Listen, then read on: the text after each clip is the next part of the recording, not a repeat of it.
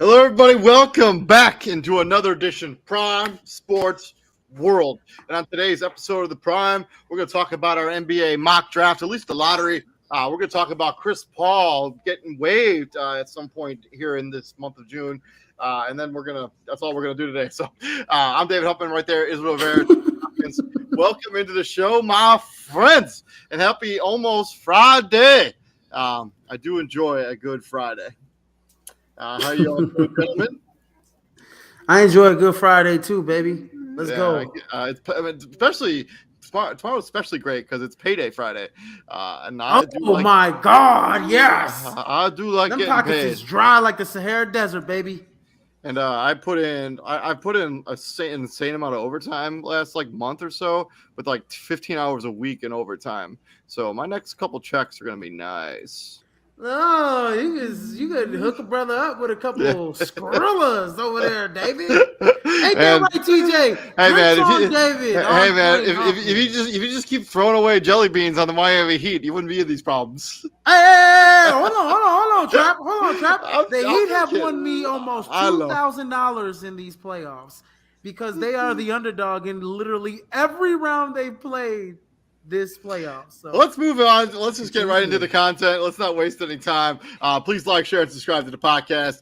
Let's talk about Chris Paul.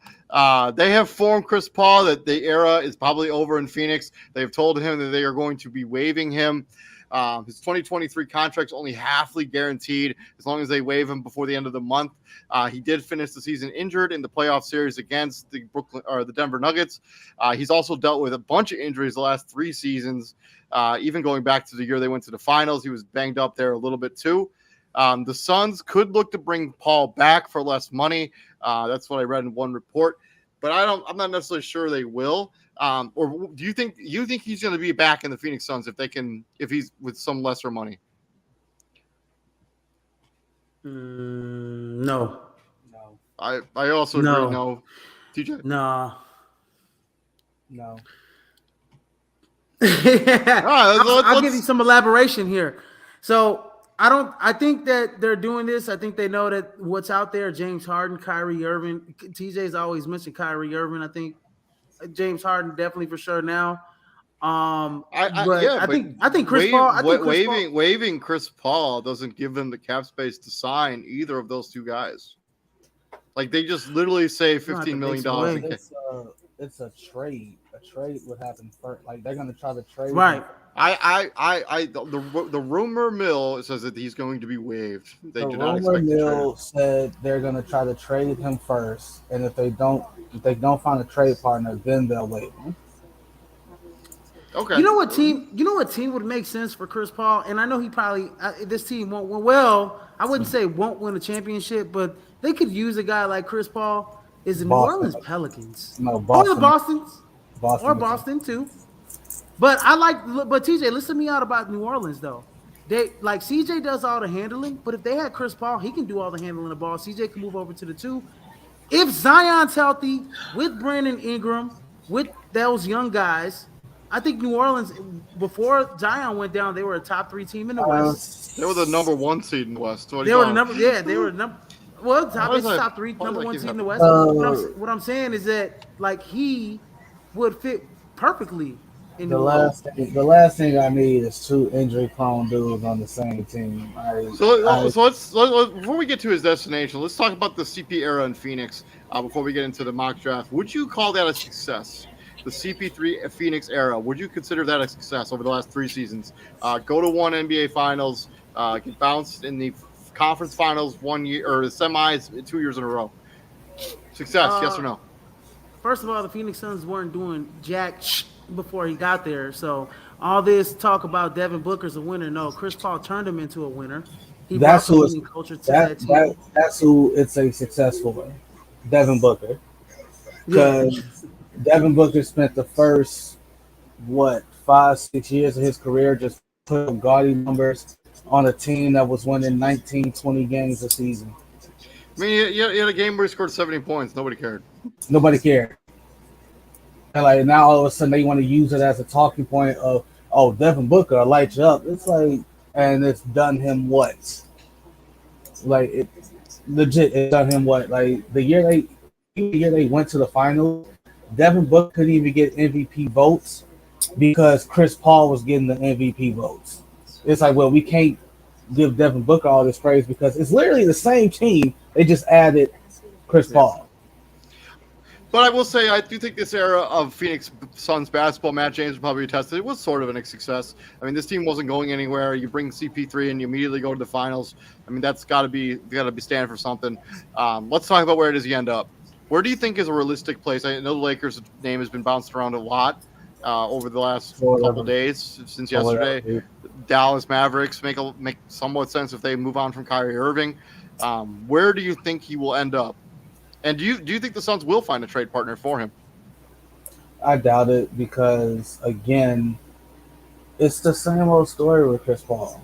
You have him for oh so many games, but when you really need him, he's injured. He's not there.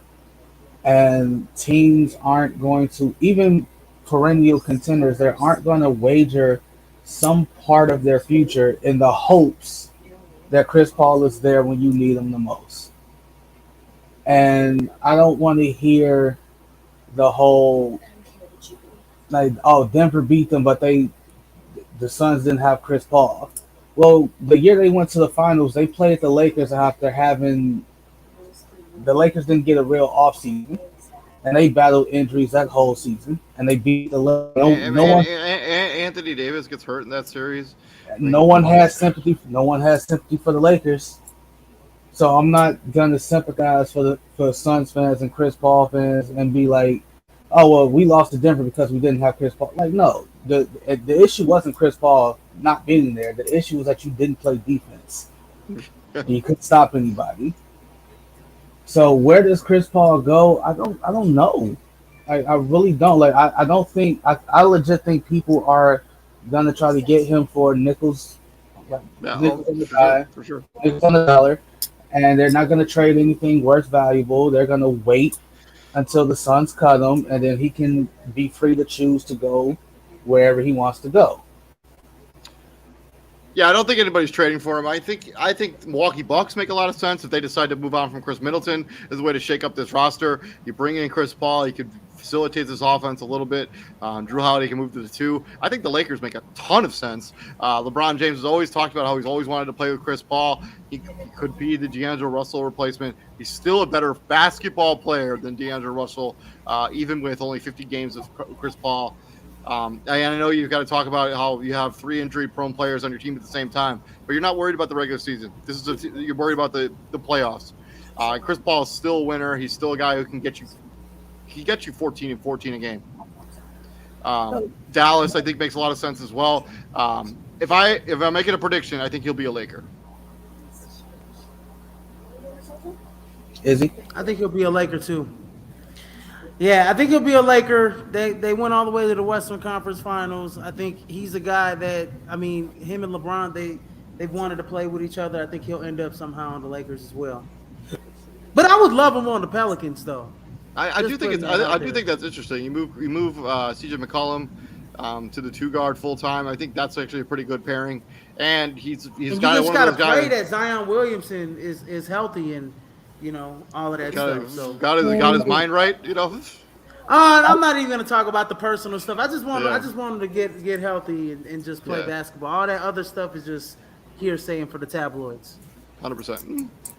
I mean, and it's the whole full circle thing. Like, wherever he ends up going next is probably it.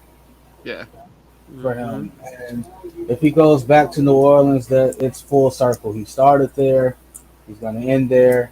Yeah, woo, all that Hollywood ending not stuff. I ain't gonna say nonsense, but I obviously, if you're Chris Paul, you don't want to look like you're quote unquote ring chasing.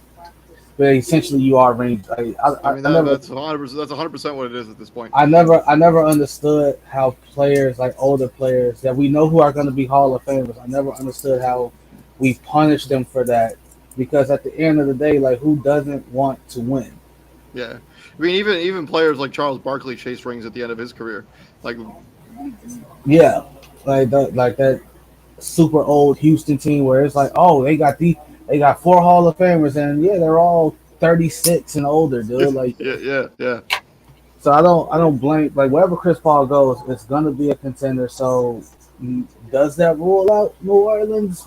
Maybe not. But I'd keep an eye on Boston, the Lakers for sure. Hell, both LA teams for that matter. I don't know what the plan is for Clipperland and Russell Westbrook. That makes a lot of sense too. Milwaukee. When y'all say Milwaukee? I do. Oh yeah, Milwaukee makes a lot of sense. So I mean, if the Heat don't end up trading for Chris Paul and they don't win the title, I mean he makes a lot of sense there too. So we'll see. Yeah.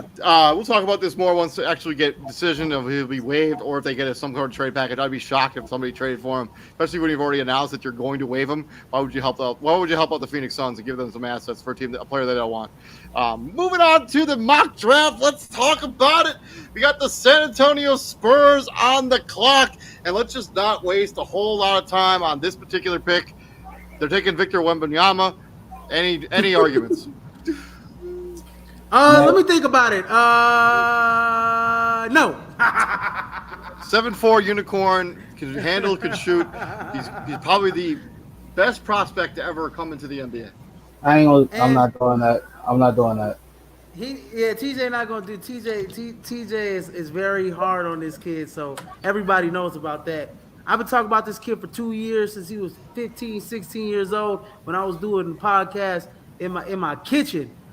Back in Chicago. No, I'm saying I'm not gonna give him like that best prospect ever. I'm like LeBron James on the cover of Sports Illustrated at 16. No hype is type. Yeah. No hype is top. You know that's hype too. But man, the NBA went out of their way to cover this guy's games in France. Yeah. That is something else. And I know LeBron James was on SportsCenter or was on ESPN. And ESPN was televising high school games, bro. Yeah. But there's never been. But nobody was. But the NBA wasn't doing this for Luka or anybody else that was playing overseas either. So he's arguably the best NBA prospect ever. Like you talk to him or LeBron or like neck and neck. 7'4", can shoot from anywhere, can handle the ball, can block shots. All he's got to do is just add some weight to the frame because he's gonna need it at the next level. But also nice, he doesn't have any history of injuries, so he's histories of injury. He's been clean cut because you know what? But they don't play as many games as they do in France. As they do in the NBA, like they play like probably half the amount of games. But you know what? I'll say this about Victor Wembanyama.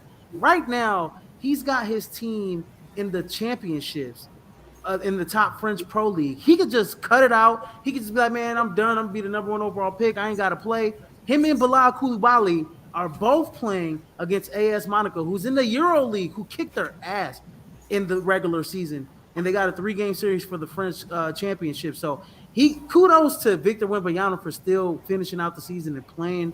Obviously with him, it's not the obviously it's the big names that you're looking forward to. Like it's him versus Joel Embiid, him versus Jokic, him versus like those guys.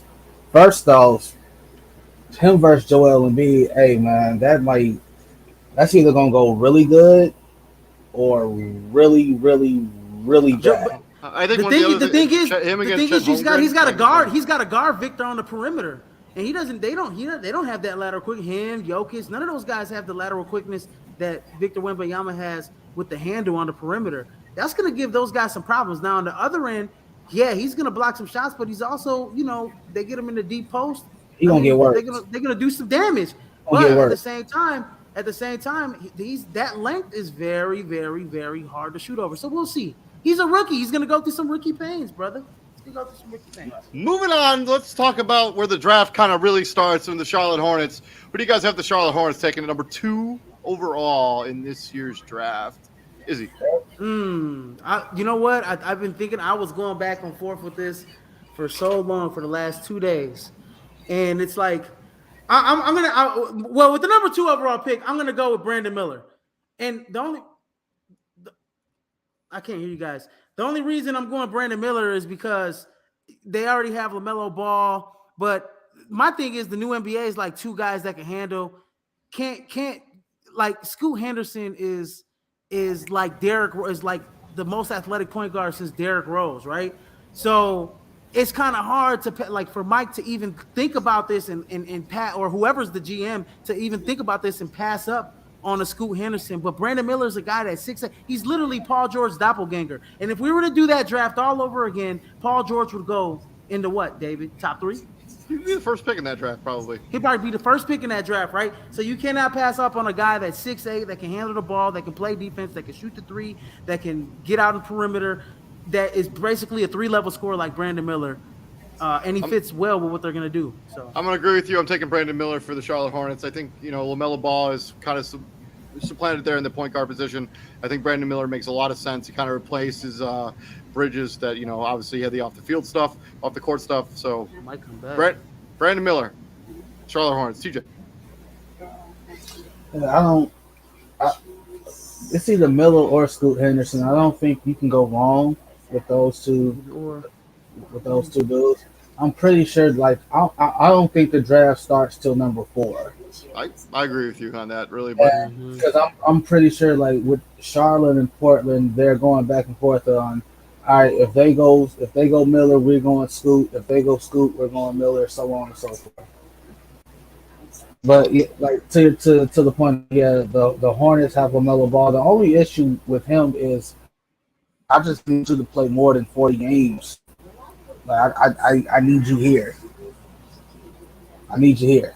I think if Charlotte is more competitive this season, I think he'll play more. He played more than that the season before.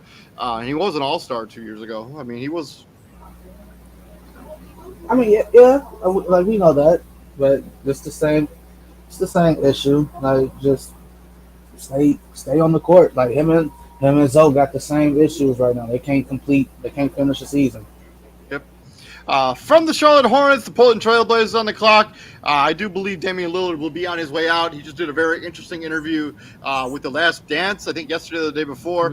Talked about his potential destinations of Brooklyn and Miami. So I think the writing there is on the wall. I think you get the next point guard of the future. Portland takes Scoot Henderson at number 3. Yeah, I got them taking Scoot as well at number 3 as well. That's a no-brainer. Dame's gone, though. You're right. Yeah. I would be pretty shocked if he's still there by this time at the start of the season. But yeah, Scoot Henderson, high-level competitor. He's got all the intangibles you look for in a top-flight point guard. Here at CBS, they compare him to Colin Sexton. Don't hate it. So let's talk about where the draft actually starts. We got the number 4 overall pick to the Houston Rockets. How do you guys think the Houston Rockets are going to go? TJ. They could do so much with this pick. They could trade it. They can use it. They can draft it. I think this is where one of the first Thompson twins goes. I think it's going to be Asur Thompson. I'll disagree with you. I'm going to take Amen Thompson. I think he's more of the point guard that they need there in Houston. I think they're going to move off of Kevin Porter Jr. this offseason. I think Amen Thompson is the one that ends up becoming Houston Rocket. I mean, this is null and void if they get James Harden in free agency, right? If they get James Harden in free agency, then they're definitely not getting either one of those guys. Yeah. They definitely right now currently constructed. They need a point guard. The best point guard prospect that is available is Amen Thompson. Also, is more of the slasher scorer of the two. But you can't go wrong with either or because you can't go wrong with either or guys. So I'm going Amen Thompson though. From there, let's talk about the Detroit Pistons, who have bad lottery luck for the second year in a row. Falling out of the top 3. Last year they took Jaden Ivey. They got lucky, kind of fell to them. How do you think this is going to shake out this year? Izzy, go ahead. With Detroit's going to go with whichever Thompson's brother is is there and available, which is going to be Osser. And it makes sense because he's more of the shooting guard, the scorer, the slasher, the defender that they need on the perimeter next to against the K. They're both 6'7". Both 6'7". Yeah. They both 6'7". Yeah. So like Osser's more of the like defender, scorer, slasher. Amen's more of the playmaker, point guard. kind of guy. So So me and you finally disagree on a pick. I'm actually going to have the Pistons taking Cam Whitmore, small forward out of I Villanova, like that. You can't 6'7". go wrong with that. He's the first one and done from Villanova since Tim Thomas, actually, since 1997. It's a long time. But yeah, he's got 34% from the 3-point line. I think you need to stretch and get shooters for the Cade Cunningham and Jaden Ivies. They need a small forward. Whatever they do here, they just can't take another big. They just literally cannot. Or a point guard. They need to take a wing, small forward. Cam Whitmore, I think, is going to be the pick. TJ. I can see them getting the kid out of Houston, Walker. Like same thing as Cam Whitmore. He's a wing. He can shoot the three. Same thing. He's a drop and kick player. Like just stand out in the wing like Jaden Ivey and Cade Cunningham, break defenses down and kick it out to you. But yes, the last thing they need is A, another point guard, and B, another big. It's already congested at those spots. Walker, highest rated signee in Houston men's basketball history. Fun fact. Wait, say it Oh again? yeah, John's All-American, baby. Yeah, so Walker was the highest rated signee in Houston men's basketball history when he signed with the Cougars out of high school. Interesting. Moving on to pick number 6, the Orlando Magic, the first of their 2 picks in the lottery. Thank you to the Chicago Bulls for that. But Orlando, TJ, what do you got Orlando doing here? I don't know. At some point, they gotta make the playoffs because I'm sick of them. I mean, they got a million, all the talent in the world. I know. But the one thing they don't have, I think, is a legitimate like small forward wing. I'm gonna have them taking Azur Thompson, the slasher wing, going to Orlando at 6. Like that's the thing. Like they don't need another guard. They don't need another. The one thing I do think they need is a legit big. Point guard. No, I think they need a legit big. Like Wendell Carter is not a center. He's 6'9". Like that's a power forward. Yeah. Like, See, the only thing with this draft though, TJ, is there's like There's no none to take. legit centers big. that are like, yeah. There's none to take. There's none to take. Derek Lively came on strong in the second half of the season, but he's more of a defender than anything. A shot blocker, a rebounder. That's they That's could use kind that. of That's kind of what they need. And this is the At Magic. this point, it's kind of a reach. This is the it would be a crazy reach. And 6 right, like the 6th pick. Like this is the Magic's own pick. The one from the Bulls. Yeah, I know. I thought you said that they got this. No. pick from Chicago. No, it's the second one. I'm with Izzy. I don't care what they do. I'm just sick of them. Like you have too much. you have too much talent to be a lottery team. Like I'm like seriously. Like what's the plan? Like what's the direction? What are you doing? Well, I mean, they increased their win total from last year to this year. I know it wasn't by much, but you gotta like at least the progression of those players on that team. I think they have a bunch of really talented players. I think they just need to find a way to make it all fit. They still could use some wing depth at the shooting guard and small forward position. That's why I'm having to go the other Thompson twin, 6'7". Because I think they're more.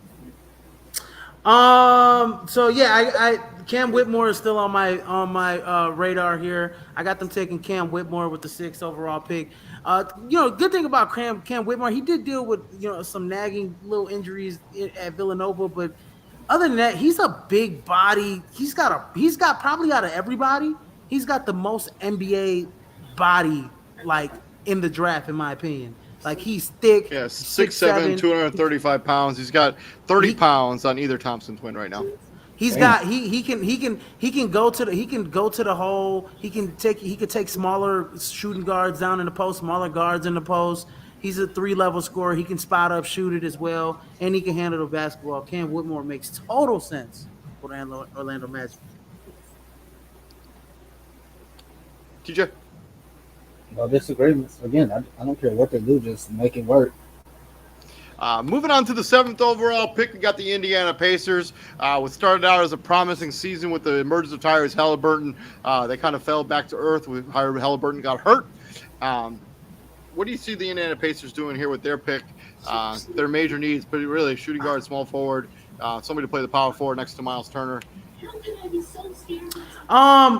So I actually had the Indiana Pacers taking Anthony Black here from Arkansas just because of the fact that he can play off the ball because he did play with Nick Smith as well, who's more of a true point guard at Arkansas. Anthony Black's more of a combo guard, so he can play off the ball next to Tyrese Halliburton at the two. He's got the size as well. He's another 3-level scorer. He's an aggressive guy. So let me get him. I got him taking Anthony Black here.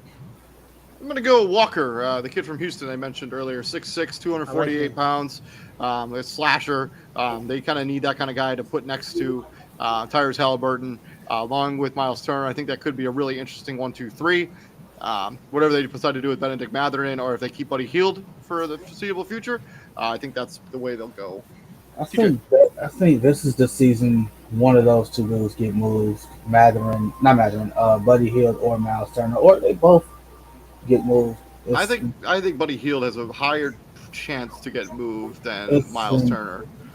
But that's entirely possible. I think again, this is not a good draft for bigs because a lot of these teams need bigs, but if you get them in the lottery that reaches, they need big man depth, but they need guys not named Miles Turner to be able to. Right. Yeah, right. Who even is their backup center? Exactly. They are really small when he is not on the court. And can you guess who their backup center is listed on ESPN.com?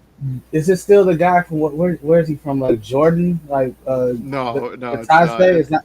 It's not him. It's Jalen Smith. Is the backup Jalen Smith from is it Maryland? Yeah. Yep. Maryland. Yeah. One of the bigger draft busts in the history of the league. Well, you guys aren't going to be happy with what I got the Indiana Pacers doing later on in the draft, but it's all good. We're only doing the lottery. We're only doing the lottery. We only doing a lottery. I need to stop there because I keep going down. We're only doing the lottery, man. Cam Whitmore still available on my board. I guess it makes a lot of sense here, but to me that just adds. You got him. You have Buddy Hield. You have Mathurin. It's a lot of guards. They have a lot of guards. Yeah. On this team, and they still got Duarte, who they're still trying to figure out. They got Rick Carlisle got his work cut out for him. To the 8th pick on the Washington Wizards. Bradley Beal era still happening in Washington. We don't know how much longer that's going to still be a thing, probably for a while. They do sound like they're going to bring back Kyle Kuzma and Kristaps Porzingis here in free agency. 8th overall pick for the Washington Wizards. They still could use a point guard. TJ, what do you got the Wizards doing here at number 8? I think I still have one of the Thompson ones on my board. I think I have Amin Thompson still on my board. Yeah, Denny Avdija has not worked out. He's if he hasn't already been labeled, he's entering bust territory. I mean, he's been okay. He's been semi-good, but yeah, he hasn't been. Why are you lying? He's been semi-good. He's been okay. He's been okay as a defensive player, but yeah, offensively, he doesn't give you anything. Why is he? Why is he lying?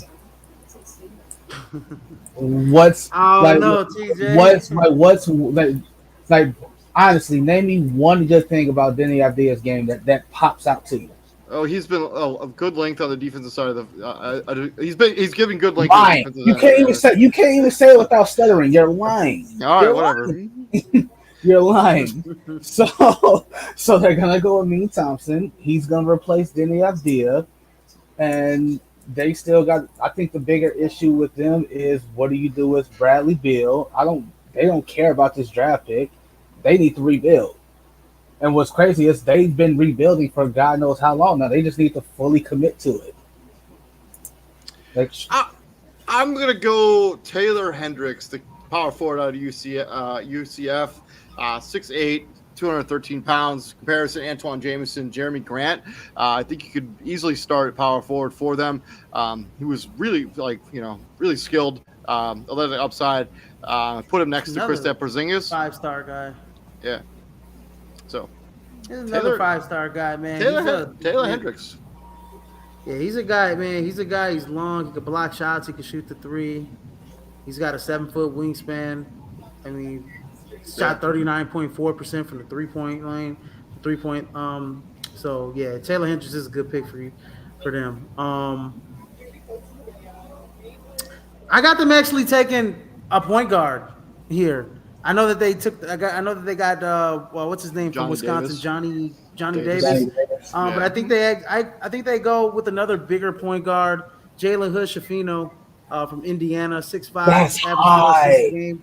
That is oh, that's a reach for him at Man, 8. I literally Oh, just, that's a reach. I literally was looking at a mock draft yesterday when I was trying to put together some of the stuff for this. They had him going to like 5. Like I No. saw Yeah, a mock draft where he went to 5.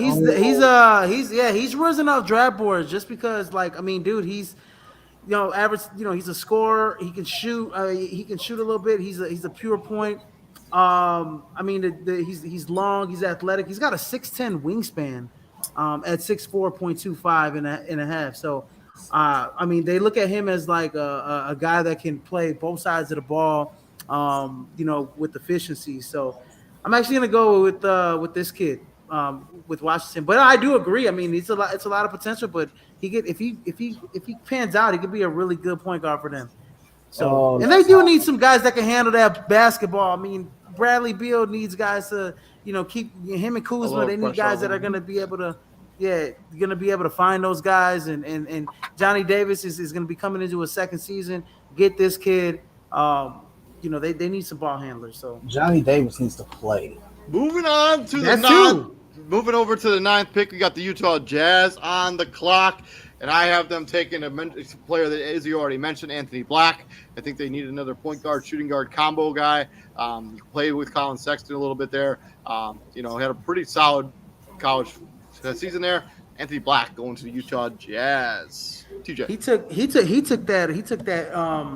That step when Nick Smith went down. I mean, Nick Smith was down most of the first half of the season. Nick Smith was the higher recruited than Anthony Black. So Real quick, 6'6", 6'8", 210 pounds. What's their starting 5? It's Sexton, Markin, and Clarkson don't start for them, do he? He come off the bench. No. Right? Clarkson I comes mean, off the bench. I would be pretty shocked if he remained on the team all the way Yeah, until. he's Well, he's got some value though, David. He's got value though. Like, Yeah, I as a know. six-man I mean, Clarkson, if you want to move him, hell I yeah. mean, but Utah.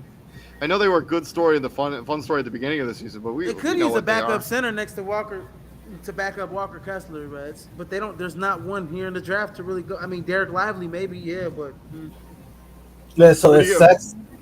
It say according to ESPN's depth chart, Clarkson starts. So it's Sexton, Clarkson, Markkinen, Olenek, and Kessler. That's the starting 5. I don't know how cutting I don't know how set in stone that is, but They got THT too. I mean, I don't know. right, they got T8 who, depending on what day of the week it is, he's in and out of the lineup. Same thing with O'Shea Abaji. I know Izzy was big on him last year.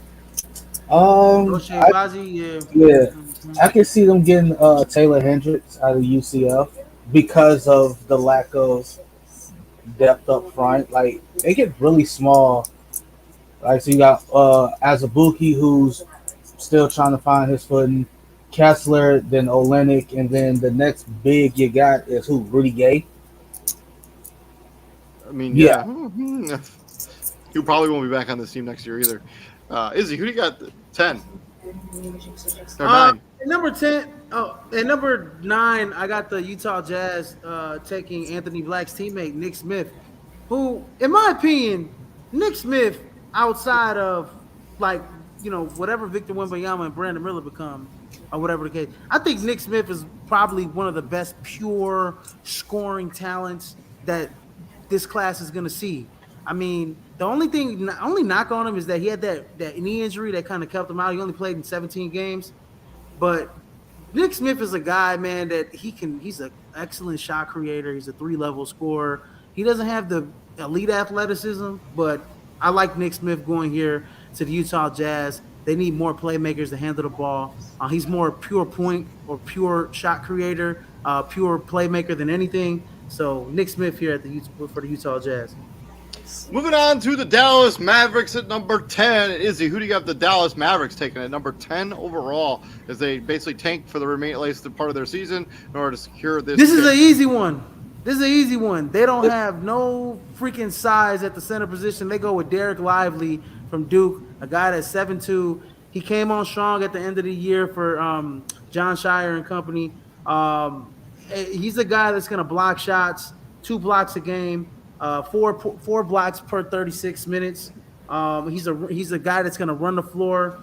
He was 4th in NCAA block percentage, 16.3 percentage. So he's an excellent defender. So, but the only thing about him is that he lacks an offensive game, and I don't think Dallas needs that. They need a guy that's going to rim protect, that's going to run the floor, that's going to dunk the ball. A guy that's going to get 9 and 9, 9 and 10, something like that. One of the other things that this team badly needs is shooting, and the best shooter in this draft is Grady Dick from Kansas. Yes, that's sir. who they're going to take at number 10. Grady Dick will be a Dallas Maverick. That's where they're going. That's a good pick too. Is it though? Because it's kind of like a repeat process. Like we see this. Like they got Maxi Kleber, they got Davis Bertans. Like they got Tim Hardaway Jr. They got what's my guy with Reggie Bullock. and it's kind of the same thing, right? It's gonna be stand and watch Luka and Kyrie create, go 1-on-3, 1-on-4, and then bail out at the last minute to kick it to a shooter for a bad shot. The issue that they have, like I agree with you, Izzy, like the issue that they have is definitely front court depth and just the big in general. I could definitely see this being a trade partner for them to get somebody. I know I'm living in the sky right here, and I hate the fact that I'm doing it, but hey, you need a big. The Bulls have a big, and I don't know how those contract negotiations are going with Nikola Vucevic. But the one thing that you do need in Dallas is a guy like that. He's not necessarily a rim protector, as we all know, but the fact that Vucevic is an inside-out player, he 18 and 10 is very respectable. Obviously, every big ain't gonna be Embiid and Joker, but if compared to those two, if my big is Nikola Vucevic, I'm pretty comfortable with that. I'm just not sure he's that much different than Christian Wood, who they could just re-sign. But there's a reason they haven't. If they haven't done it already, I mean, you can't offer extensions even right now, anyways. But I like a front court with him and Vooch versus Christian Wood and what's his name, Dwight Powell. yeah, I mean, I'm not arguing that, but giving up a first-round pick in order to make that decision, I just don't. I'm not sure. Here's the thing, though. You got to prove to not just Luka now, but you got to prove to Kyrie now that hey, we're in the business of winning. We got to. I mean, if they were in the business of winning, they wouldn't have tried. They wouldn't have tanked the last few games of their season to try to secure this pick. I'm not even going to call. I'm not even going to call that tanking. Luka. I mean, they literally healthy scratched 3 of their starters. One for 2 games. Yeah, I mean, that's all it took. That's crazy. Trying to get the Victor Wembanyama joint. Yeah, for sure. That's ridiculous. That's not tanking. Like Luka and Kyrie played 11 games together. Yeah. Folks are saying. As a Bulls fan, I love it, but I just don't. I don't think that's going to happen. But that's why it's a mock draft. You do what you want. Because like here's the thing. Like, we're not going to sit here and act like Mark Cuban has knocked it out of the park with draft picks outside of Luka. Yeah, recently he hasn't. I mean, Josh Green is still all potential. Like really still all potential. It's not set in stone what he is yet. So I don't hate it. So moving on from there, let's talk about the 11th pick. This is from the Orlando Magic on the clock. This is from the Chicago Bulls. And because this is just a bonus pick, man, I'm going to butcher this guy's name because I don't really know how to pronounce it. It's the other kid from France. Was it Koulibaly? Bilal Coulibaly. Koulibaly. Yeah. Man, I don't necessarily know if he comes over right away. The Orlando Magic don't need him to come over right away. that's Victor But Wembanyama's teammate. if you're gonna roll the dice on a guy who has a bunch of potential and a bunch of upside, I think you can roll the dice on this guy. I mean, this is a bonus pick for the Orlando Magic. You weren't totally sure you're going to have it as it is, based on the Chicago Bulls season. I think you roll the dice with a kid who has a bunch of immense potential. This could also be a trade chip for them to. True. I don't think they need another. I don't think they need to add 2 young players to this team, which is why you take a guy from France, maybe he doesn't come over right away. I think he does come over. I think he does come over right away. One thing I'll tell you about this kid, I watched a lot of their games. I'll tell you about this kid. He can run the floor. He's long. He's athletic. And he's great in transition. He finishes almost everything in transition. And then he showed down the stretch in the season that he can spot up, shoot the 3 as well.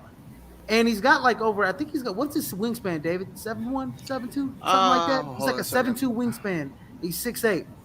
So, and he's got tremendous athletic ability. He can jump out the gym, brother. 7'3" wingspan. 7'3" wingspan. So this kid, the one knock that I would say, he's young. He's still trying to figure out. He's raw, but in the half court, he struggles a little bit to get his shots off because I don't think he has the handle like he needs to.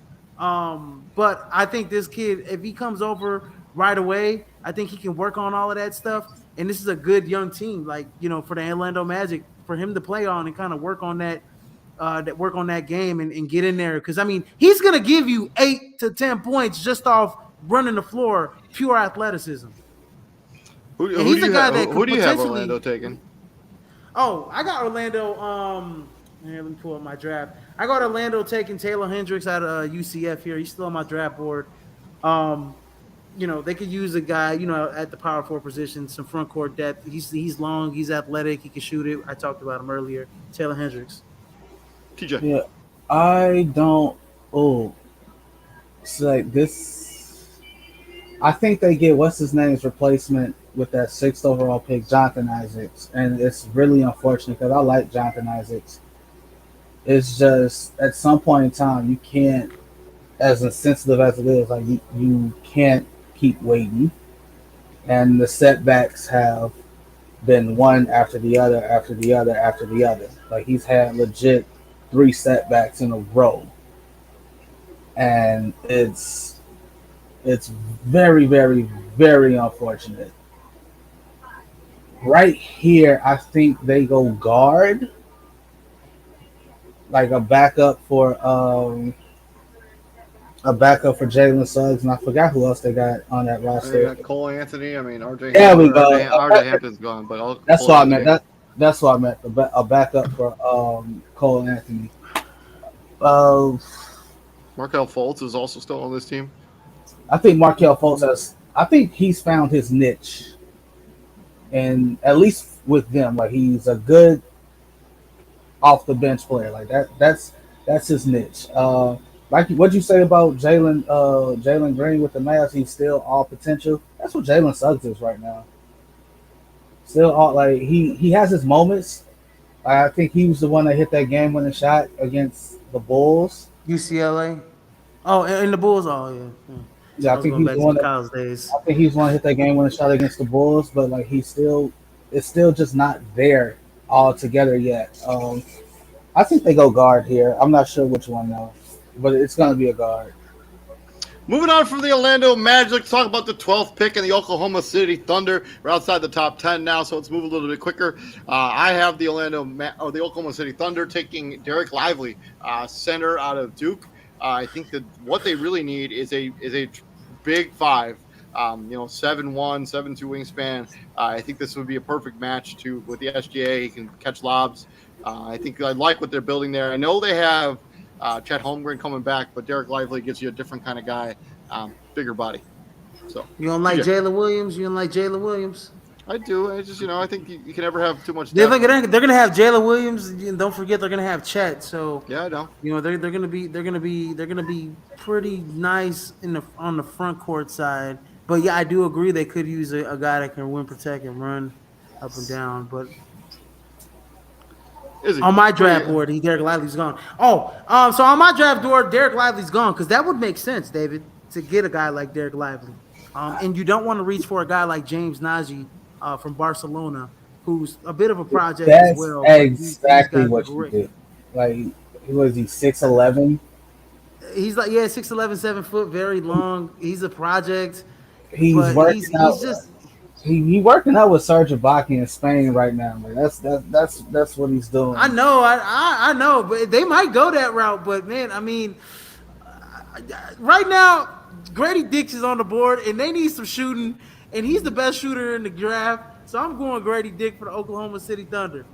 They could use a guy like Grady Dick to light it up when SGA breaks down a defense, when Josh Giddey breaks down a defense. They can use a guy to kick out to like Grady Dick so he can shoot that three, and he made what 40-something% at the college level as a freshman. Yeah. Yeah, give me Grady Dick. TJ. I mean that's cool, but it's very rare that what you call it, that 40-some% that you shoot in college translates to the NBA because it is a longer three. Like we do gotta they do gotta incorporate that. So I don't know, like how I feel about the Orlando Magic is how I feel about OKC Thunder. I'm better about the Thunder because they actually have made improvements about getting better. Like again, they were a game or two out of the play-in, right? Or were they No, they were a game away from making the eighth seed. Yeah, They lost to Minnesota. They beat New Orleans. So they're closer. They're closer than a lot of people think. Like they're respectable. They taking that next jump. Yeah, they're taking that next jump next year. They're respectable. Like when you see, they're no longer a team where you see them on the schedule. You can just literally write a W next to the name. Like no, you got to go in against the OKC Thunder, and you got to have all your ducks in a row, or they will embarrass you.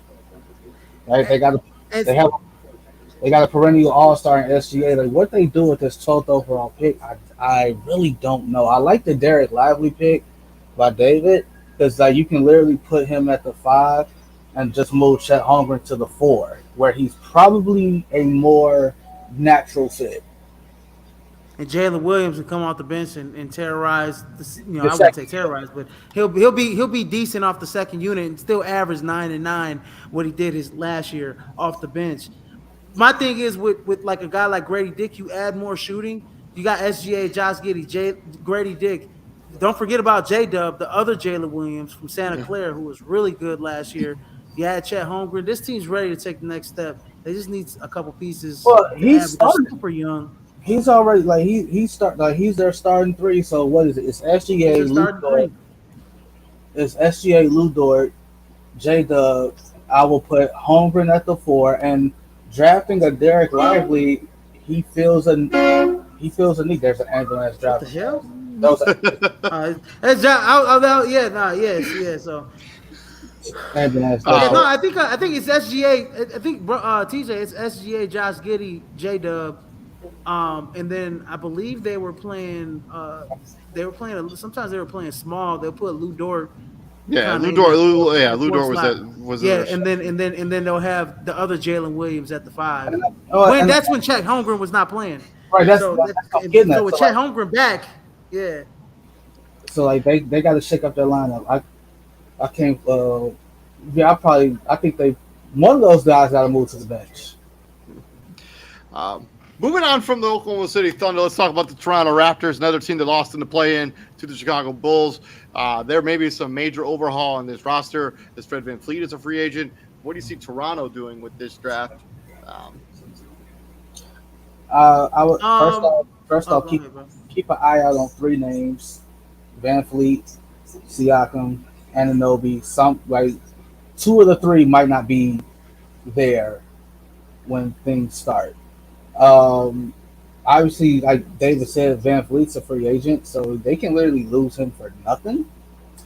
Or wait, is he a restricted free agent? No, he's a regular free agent, but none of the teams that are any good have cap space, so they would probably need to facilitate some sort of sign and trade, unless he's going to end up in like Orlando. which is why a team like the Lakers is in the Van Vliet market because they can literally flip Yep. D'Angelo Russell and some other stuff Yep. for him. Um, what's this? 13. ESPN has them going Kassan Wallace from Kentucky, and that makes sense because this is where we get into not best available but best fit. And if you lose Van Vliet, you're gonna need a point guard, and Kassan Wallace is definitely the best choice right here. I'm going to go Jalen Hood-Schifino, the kid from Indiana. I'm also thinking that Fred VanVleet will no longer be part of this roster. Jalen Hood-Schifino has a lot of potential. I got them to go into the Toronto Raptors. Izzy. So I'm actually gonna agree with some of what you were saying earlier about Fred VanVleet. I think that they're probably the only team that can offer him what he's gonna want. So I think he does come back. There goes a true point guard. This kid played himself into the lottery in the NCAA tournament, and I'm talking about Jordan Hawkins from UConn. He's a straight up microwave, can shoot it from anywhere. I mean, he improved from his freshman to sophomore season tremendously. He's just a winner, national champion. Give me Jordan Hawkins at number 13 here for the Toronto Raptors. And to the final pick, as I'm getting ready to go make some dinner because I haven't eaten yet today. We got the New Orleans Pelicans on the clock. Izzy, what do you got New Orleans doing? As they don't have that, they were at the number one seed at one. Yeah, New Orleans, we talked about Chris Paul earlier. They really do need a point guard. I know Jose Alvarado comes off the bench, but they need some more ball handlers next to CJ McCollum. I don't know if a rookie's going to take that over this year, but Kassan Wallace at 6'3" is the best available point guard left in the draft, in my opinion. Pure point guard. I know we talk about Kobe Buffkin, but I like Kassan Wallace a lot better. He can take it to the hole. He can distribute. He can play make. He can shoot it a little bit. So Kassan Wallace here from New Orleans. I'm agreeing with you, Izzy. Kassan Wallace going to New Orleans. You can move CJ McCollum to his natural shooting guard position. Kassan Wallace is a big point guard. He can defend. He can shoot it. He can take it to the rack. I have a different point guard. I guess this is less for reach for him at 14, but Hood-Schifino out of Indiana, and it's the same thing. You can move McCollum back to his natural 2 spot and go from there. This is kind of disappointing because this is like a prime opportunity for a dude like Akira Lewis, who's literally on the team already. Yeah, and he just hasn't really grabbed that brass ring and made the most of it. Really, it's sad, kind of. Yeah, that's what it is. Hey, that's the nature of the beast, right? 100%. But yeah, this has been our 2023 NBA mock lottery draft. As we went through all of the lottery picks, this has been Prime Sports World. Thank you very much for checking us out here at Prime Sports World. Please like, share, subscribe to the podcast, and check out our plethora of streaming platforms as well. A quick shout out to the Oklahoma Lady Sooners, who just won their 3rd straight national championship in softball. First team to three-peat in 33 years, and they ended the season with a Division I record, 53 wins in a row. That just doesn't seem fair. Yeah, I'm David Huffman right there, Mr. TJ Hopkins right there, CEO Israel Rivera. We'll be back here tomorrow doing the Tampa Bay Buccaneers season preview show. That's going to air as soon as the Miami Heat Nuggets game goes final. So keep an eye out for that content. Y'all have a good night. And gentlemen, what we do here at the Prime, my friends? We bring the heat, kind sir. Yes, sir. We bring the heat. We'll be back here tomorrow. Y'all have a good night and stay safe. Izzy, you're muted, so we cannot hear you if you are talking. Yeah, you're muted. Still muted, but we'll talk to you all tomorrow. We bring the heat, ladies and gentlemen. And I want to say something, ladies and gentlemen. There's a possibility that 4 French players can get picked in the first round of the NBA draft. That's got to be some type of record for France. Just for saying. France. Well, we'll be back here tomorrow. We'll also visit the NBA Finals either on Sunday or Monday after Game 4 is in the books tomorrow. So keep an eye out for that content. Y'all have a good night. Stay safe out there. Peace out, gentlemen.